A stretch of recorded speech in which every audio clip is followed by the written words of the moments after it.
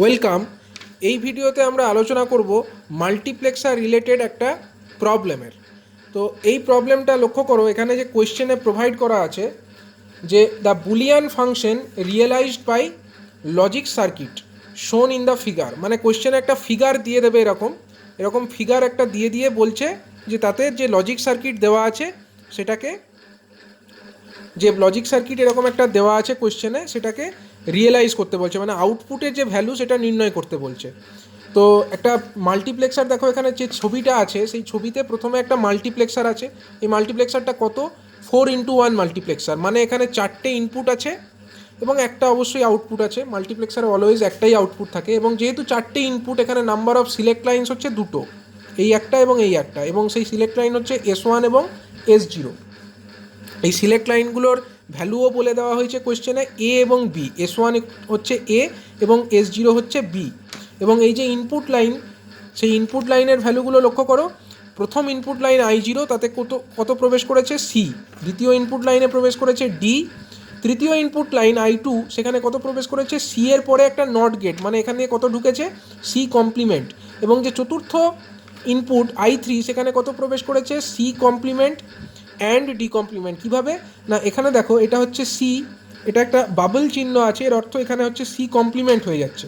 অনুরূপভাবে এই যে ডি, সেটা এই বাবলের মধ্যে থাকলে ডি কমপ্লিমেন্ট হয়ে যাচ্ছে, মানে এই অ্যান্ড গেটের ভেতরে প্রবেশ করছে C complement and D complement. তো ফাইনালি আউটপুট কী বার হবে? C complement and D complement.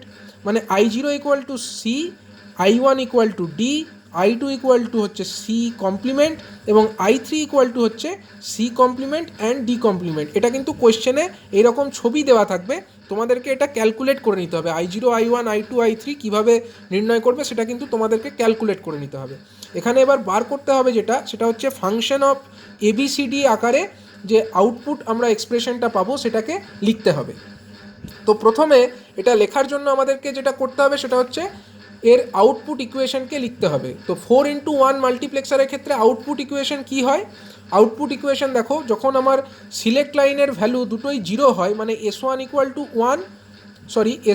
Two 0 এবং S0 ইকুয়াল টু 0, মানে S1 complement and S0 complement, তখন আমার কোন ইনপুট সিলেক্ট হয়?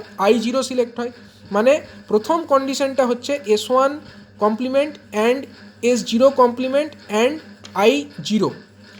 অর দ্বিতীয় কন্ডিশন কি? যখন আমার S1 ইকুয়াল টু 0 এবং S0 ইকুয়াল টু 1, মানে S1 কমপ্লিমেন্ট অ্যান্ড S0, তখন ইনপুট সিলেক্ট হচ্ছে I1। তাহলে এটা হচ্ছে S1 complement and S0 and I1। Or তৃতীয় কন্ডিশন, কখন I2 সিলেক্ট হচ্ছে? যখন S1 equal to 1, S0 equal to 0, মানে S1 and S0 complement and I2। এবং চতুর্থ কন্ডিশন লক্ষ্য করো, যখন S1 equal to 1, S0 equal to 1, তখন কি? S1 equal to 1, S0 equal to 1, মানে S1 and S0 and I3, কারণ তখন আমার I3টা সিলেক্টেড হচ্ছে। এরপরে আমাদের যে কাজটা সেটা হচ্ছে আমরা S1 এবং S0 এর পরিবর্তে এখানে যে সিলেক্ট লাইনের ভ্যালুগুলো দেওয়া আছে সেটা সাবস্টিটিউট করব। তো আমাদের যে ডায়াগ্রাম দেওয়া আছে সেখানে S1 সমান কত দেখতে পাচ্ছি আমরা? S1 হচ্ছে মোস্ট সিগনিফিক্যান্ট বিট, এবং মোস্ট সিগনিফিক্যান্ট বিটের ভ্যালু কত? A। আর লিস্ট সিগনিফিক্যান্ট বিট S0 এর ভ্যালু কত? B। তাহলে S1 এর জায়গায় আমরা A বসাবো এবং S0 এর জায়গায় আমরা B বসাবো। বসিয়ে আমরা ফাংশন অফ ABCDর আকারে এটাকে লেখার চেষ্টা করব। তাহলে দেখো, আমরা এই ইকুয়েশনে এটা বসিয়ে পেলাম A complement and B complement and I0, or A complement and B and I1, or A B complement and I2, or A B I3, A and B and I3। এটা আমরা খালি S1 এবং S0 পরিবর্তে যথাক্রমে A এবং B বসিয়ে পাচ্ছি। এরপরে আমাদের যে কাজটা করতে হবে সেটা হচ্ছে I0, I1, I2 এবং I3, এটার ভ্যালু কিন্তু কোশ্চেনে দেওয়া আছে, সেইটা আমাদেরকে সাবস্টিটিউট করতে হবে। তো প্রথমেই আমরা আলোচনা করেছি, সেই আলোচনার ভিত্তিতে বলা যেতে পারে I0 ইকুয়াল টু কি? C. I0 equal to C, I1 equal to হচ্ছে ডি, I2 ইকুয়াল টু হচ্ছে সি কমপ্লিমেন্ট, এবং I3 ইকুয়াল টু কি? I3 ইকুয়াল টু হচ্ছে এখানে যে সি, সেটা সি কমপ্লিমেন্ট ঢুকছে, এবং ডিটা এখানে বাবুলের মধ্যে গিয়ে ডি কমপ্লিমেন্ট হয়ে যাচ্ছে এবং ফাইনালি অ্যান্ড গেটের আউটপুটে হচ্ছে C complement and D complement. তো সেটাই আমরা আউটপুটে পাচ্ছি I3 equal to C complement and D complement. তো এরপরে আমরা এই যে I0 I1 I2 I3 value পেলাম সেটাকে আমরা এই 1 নম্বর ইকুয়েশনে সাবস্টিটিউট করে দিলাম। সাবস্টিটিউট করে আমরা কি পেলাম, A complement and B complement and C, or A complement and B and D, or A complement and B complement and C complement, or A B C complement and D complement. তো এইভাবে আমরা এই একটা expression পেয়ে গেলাম। কিন্তু এটা আমাদের ফাইনাল অ্যান্সার নয়, কারণ আমাদের ফাইনাল অ্যান্সারটা লিখতে হবে মিন টার্মের আকারে, মানে সাম অফ, যদি আমরা মিন টার্ম আকারে এটাকে এক্সপ্রেস করি তাহলে কীরকম দেখতে হবে। তো সাম অফ মিন টার্ম মানে আমরা এখানে কি করব, আমরা এটাকে দেখো প্রত্যেকটা টার্মে ABCDর আকারে লেখার চেষ্টা করব। তো এখানে দেখো প্রথম যে টার্মটা A complement and B complement and C, এটাতে কিন্তু ডি টার্মটা নেই। দ্বিতীয় টার্মটা লক্ষ্য করো, A complement and B and D আছে, কিন্তু সেখানে কিন্তু সি টার্মটা নেই। এবং তৃতীয় টার্মে লক্ষ্য করো, A B complement and C complement আছে, কিন্তু সেখানে ডি নেই। একমাত্র যে চতুর্থ টার্ম সেখানে A B C complement D complement, অর্থাৎ ABCD চারটে টার্মই এখানে প্রেজেন্ট আছে। তো যেগুলোতে আমার যে মিসিং টার্মটা আছে সেটাকে আমরা নিয়ে আসার চেষ্টা করব। অর্থাৎ আমরা প্রথম যে টার্মটা A complement and B complement and C, তার সঙ্গে আমরা কি করব, অ্যান্ড করব ডি অর ডি কমপ্লিমেন্ট। কারণ আমরা জানি ডি অর ডি কমপ্লিমেন্ট মানে হচ্ছে, মানে ডি অর ডি কমপ্লিমেন্ট এর অর্থ হচ্ছে ওয়ান। কিছু নেই মানে আমরা ধরে নিতে পারি এখানে ওয়ান অ্যান্ড করা আছে, এবং সেই ওয়ানের পরিবর্তে আমরা ডি অর ডি কমপ্লিমেন্ট করতেই পারি। এটা করলাম কেন, কারণ আমরা এই টার্মটাতে ডিটাকে নিয়ে আসতে চাইছি, কারণ এই টার্মে কোনো ডি নেই। তার জন্য আমরা ডি অর ডি কমপ্লিমেন্ট এটা এর সঙ্গে অ্যান্ড করলাম। অনুরূপভাবে দ্বিতীয় টার্মটির ক্ষেত্রে সি টার্মটা মিসিং আছে, তো আমরা কি লিখব, A complement and B and D and C or C complement. তৃতীয় টার্মটির ক্ষেত্রে কি লিখব, A B complement and C complement and D or D complement, কারণ এখানে ডি টার্মটা মিসিং আছে। একমাত্র যে চতুর্থ টার্মটা আমরা অ্যাজ ইট ইজ লিখবো, কারণ চতুর্থ টার্মে কোনো মিসিং টার্ম নেই, ABCD চারটে টার্মই ওখানে প্রেজেন্ট। তার জন্য আমরা এখানে লিখেছি A and B and C complement and D complement. তো এটাকে যদি আমরা ফার্দার এক্সপ্যান্ড করি, আমরা যেটা পাচ্ছি সেটা হচ্ছে A complement and B complement and C and D, or A complement and B complement and C and D complement, or এই টার্মটাতে লক্ষ্য করো, এ কমপ্লিমেন্ট বি তারপরে ডি আছে, কিন্তু আমরা এইভাবে লিখবো না, আমরা সাজিয়ে ABCD এই আকারে লিখবো। মানে আমরা প্রথমে এ কমপ্লিমেন্ট, তারপরে বি, তারপরে এই টার্মটা ভাঙার ফলে যে সিটা তৈরি হচ্ছে সেটাকে আগে লিখবো, সি এর পরে আমরা ডি লিখবো। তার জন্য এখানে দেখো A complement and B and C and D, or A complement and B and C complement and D. চতুর্থ টার্ম থেকে দেখো তৃতীয় যে টার্ম সেটাকে এক্সপ্যান্ড করে কি পাচ্ছি, A B complement and C complement and D, or A B complement and C complement and D complement. এবং লাস্ট টার্মটাকে আমরা অ্যাজ ইট ইজ রাখছি, লাস্ট টার্মের কিন্তু কোনো চেঞ্জ আমরা করছি না। তো ফাইনালি দেখো আমরা যেটা পাচ্ছি, কি পাচ্ছি, A complement and B complement and C and D. তো এটাকে আমরা কি লিখতে পারি, এর ভ্যালু হচ্ছে, এটাকে আমরা এইভাবে লিখতে পারি, লক্ষ্য করো এই যে এই টার্মটা এ কমপ্লিমেন্ট মানে হচ্ছে, কমপ্লিমেন্ট মানেই হচ্ছে আমরা লিখবো সেখানে 0, আর যেগুলো নন কমপ্লিমেন্ট সেখানে আমরা লিখবো 1।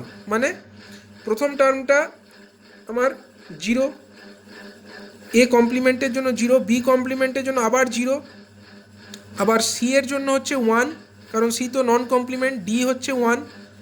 এর মানে এটা আমরা বাইনারিতে পেলাম, এর কোরসপন্ডিং ডেসিমেল কত হবে, 001 এর কোরসপন্ডিং ডেসিমেল হবে আমার 3। এবার এই টার্মটা A complement and B complement and C and D, এর মানে কি, এটাকে আমরা লিখতে পারি এর ভ্যালু হচ্ছে 001 কমপ্লিমেন্টের জায়গায় 0 আর নন কমপ্লিমেন্টের জায়গায় 1, মানে 0010, মানে ওটা হচ্ছে 2। তারপরের টার্মটা দেখো, এ কমপ্লিমেন্ট মানে হচ্ছে 0, বি মানে হচ্ছে 1, সি মানে হচ্ছে 1, আর ডি মানে 1, মানে এটা হয়ে যাচ্ছে 7 ডেসিমেলে লিখলে। তারপরের টার্মটা এ কমপ্লিমেন্ট মানে হচ্ছে 0, বি মানে হচ্ছে 1, সি কমপ্লিমেন্ট মানে হচ্ছে 0 এবং ডি মানে 1, মানে এ মানে পাচ্ছি আমরা 5। এবং এখানে আমরা কত পাচ্ছি, A B complement C complement D, মানে এ এর জন্য 1, বি কমপ্লিমেন্টের জন্য 0, সি কমপ্লিমেন্টের জন্য আবার 0 এবং সি কমপ্লিমেন্টের জন্য 0 এবং ডি এর জন্য আবার 1, মানে আমরা পাবো এখানে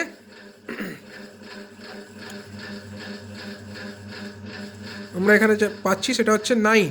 এবং তারপরের টার্মটা দেখো, A B complement C complement D complement, মানে 1 0 0 0, মানে 8। এবং এই টার্মটাতে কত পাচ্ছি, 1 1 0 0, মানে 12। তো আমরা যদি এটাকে সাম অফ মিন টার্মের আকারে লিখি, তো আমরা এটাকে এফ অফ এবিসিডি এইভাবে লিখতে পারি, F of A B C D is equal to summation of, আমরা কী কী টার্ম পাচ্ছি, প্রথমে ছোট থেকে বড় আকারে আমরা লিখবো, মানে প্রথম টার্মটা হচ্ছে 2, তারপরেরটা হচ্ছে আমার 3, তারপরের টার্মটা হচ্ছে 5, তারপরেরটা হচ্ছে 7, তারপরে 8 9, তারপরে হচ্ছে 12। মানে আমরা অ্যাকচুয়ালি এটাকে এইরকমভাবে লিখতে পারি, M2 plus M3 plus M5 plus M7 plus M8 plus M9 plus M12, এই আকারে আমরা এটাকে লিখতে পারি। এটাই হচ্ছে ফাইনাল রেজাল্ট যেটা আমাদের কাছে চাওয়া হয়েছে। এই রেজাল্টটা এখানে কিন্তু অ্যান্সার আকারে লিখতে হবে।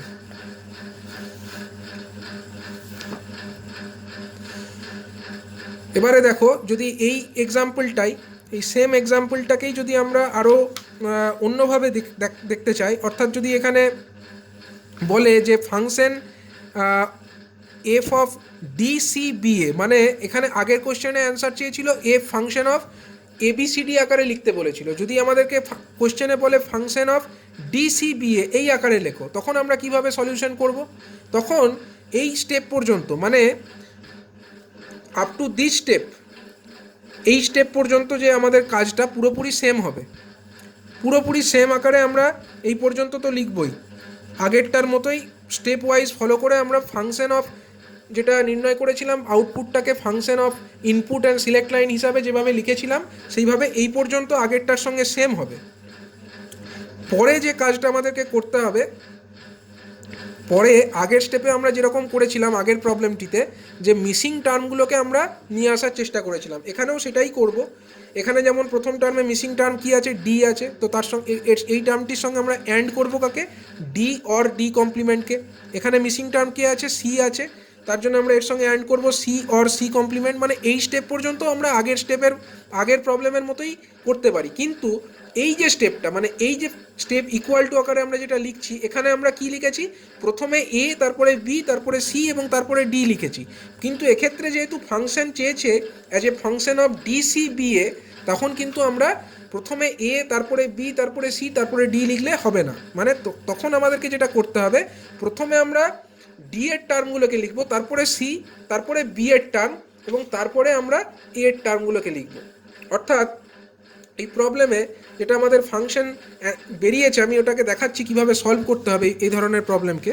যদি ফাংশন অফ ডিসিবিএ এই আকারে চাই কোশ্চেনে, তো আমরা যেটা পেয়েছিলাম, আমরা কি পেয়েছি ফাইনালি এটা থেকে, এখান থেকে কি পেয়েছি, A complement and B complement, আমি ওটা লিখে নিচ্ছি, A complement and B complement and C, or A and B and D, or a b complement c complement or a b c complement d complement। তো এই step পর্যন্ত same তো থাকছেই, আগের প্রবলেমের মতোই আমরা করব।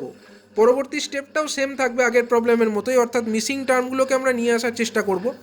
দেখো, A complement and B complement and C, তার সঙ্গে অর করছি কাকে, ডি অর ডি কমপ্লিমেন্টকে, তারপরে করছি কি এ বি ডি অ্যান্ড করছি সি অর সি কমপ্লিমেন্টকে। তারপরের টার্মটা কি হবে, এ বি কমপ্লিমেন্ট সি কমপ্লিমেন্ট, এখানে অর অ্যান্ড করতে হবে ডি অর ডি কমপ্লিমেন্ট, কারণ এখানে ডি মিসিং আছে। এবং লাস্ট টার্মটা অ্যাজ ইট ইজ থাকবে, A B C complement and D complement, এটা থাকবে। এবার যখন আমরা এক্সপ্যান্ড করে লিখব, এক্সপ্যান্ড করে লেখার সময় আমরা ডিটাকে আগে লিখব। তার মানে প্রথম টার্মে ডি, তারপরে সি, তারপরে বি কমপ্লিমেন্ট, এ কমপ্লিমেন্ট। তারপরের টার্মটা কী হবে? ডি কমপ্লিমেন্ট, তারপরে সি এর টার্মটা লিখব C, B complement and A complement. এটাকেও যদি আমরা এক্সপ্যান্ড করি, প্রথমে আমরা ডিটাকে লিখব। প্রথমে ডিকে লেখার অর্থ হচ্ছে প্রথমে ডি, তারপরে হচ্ছে সি, তারপরে বি, তারপরে এ। তারপরের টার্মটা কী হবে? তারপরের টার্মটা হবে ডি, তারপরে সি কমপ্লিমেন্ট এবং তারপরে বি, এ। এবং এটাকেও যদি আমরা এক্সপ্যান্ড করি, প্রথমে ডিটাকে লিখব D, C complement, B complement, A, or D complement and C complement and B complement and A. এবং লাস্ট টার্মটাকেও আমরা প্রথমে ডিটাকে লিখতে হবে আমাদেরকে। প্রথমে ডি লেখার অর্থ প্রথমে D complement, C complement, B, A. এইভাবে যদি আমরা লিখি তো আমরা এটাকে ফাংশন অফ ডিসিবিএ এই আকারে লিখতে সক্ষম হব। এইভাবে আমরা এটাকে ডিসিবি এর আকারে লিখতে সক্ষম হব। এবং এরপরে যেটা কাজটা আমাদেরকে করতে হবে, তো এরপরে যদি আমরা এটাকে মিন টার্মের আকারে লিখতে চাই, মিন টার্মের আকারে যদি আমাদেরকে বলা হয় এক্সপ্রেস করতে, তো তখন আমরা কি করব? এই যে ডিসিবিএ এর মানে কি, প্রথম ডি আছে, ডি কমপ্লিমেন্ট তো নেই, যদি কমপ্লিমেন্ট থাকে তো আমরা 0 ধরবো, আর যদি নন কমপ্লিমেন্টেড টার্ম থাকে তো আমরা 1 ধরবো। মানে 1 1 0 0। এর অর্থ কি? এর অর্থ হচ্ছে 12, ডেসিমেলের আকারে লিখলে 12। তারপরের টার্মটা কি আছে? 1 কমপ্লিমেন্ট, মানে এটা ডি কমপ্লিমেন্ট মানে 0, তারপরে সি মানে 1, বি কমপ্লিমেন্ট মানে হচ্ছে আবার 0, আর এ কমপ্লিমেন্ট মানে আবার 0। এর অর্থ হচ্ছে 4। এই টার্মটা লক্ষ্য করো, এখানে কি আছে? ডিসিবিএ মানে চারটেই 1, D1, B1, সি এবং A1, চারটেই 1। মানে এর যদি আমরা ডেসিমেল করি তো আমরা পাবো 15। এর আমরা ডেসিমেলে পাবো 15। তারপরের টার্মটা লক্ষ্য করো, ডিসিবিএ মানে D equal to 1, C equal to 0, B equal to আবার হচ্ছে 1 এবং এ ইকুয়াল টু এগেন 1। মানে 1 0 1 1, মানে হচ্ছে এটা 3 + 8 অর্থাৎ 11 ডেসিমেলে লিখলে। এবং এই টার্মটা কত? ডি হচ্ছে 1, সি কমপ্লিমেন্ট মানে 0, বি কমপ্লিমেন্ট মানে 0, এ মানে 1, মানে এটা হচ্ছে 9। তারপরের টার্মটা দেখো, D complement, C complement, B complement, A মানে 0 0 0 1, ডেসিমেলে 1। এবং লাস্ট টার্মটা ডি কমপ্লিমেন্ট মানে 0, সি কমপ্লিমেন্ট মানে হচ্ছে 0, বি মানে হচ্ছে 1 এবং এ মানে 1 অর্থাৎ 3।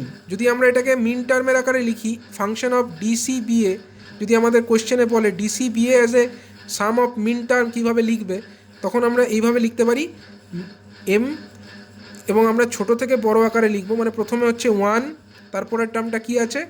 3, তারপরের টার্মটা কি আছে? 4, তারপরের টার্মটা আছে আমার 9, এবং তারপরের টার্মটা আছে আমার 11, তারপরের টার্ম হচ্ছে 12 এবং লাস্টে আমার আছে 15।